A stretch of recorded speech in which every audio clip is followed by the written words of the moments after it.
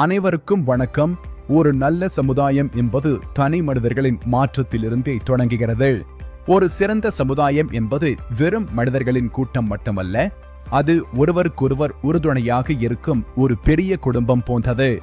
ஒருவருடைய கருத்துக்களையும் வாழ்க்கை முறையையும் மற்றவர் மதிக்கும் பண்பு அவசியம்.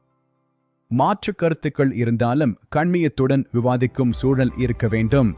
குழந்தைகள், பெண்கள் மற்றும் முதியவர்கள் அச்சமின்றி வாழக்கூடிய பாதுகாப்பான சூழல் நிலவ வேண்டும்.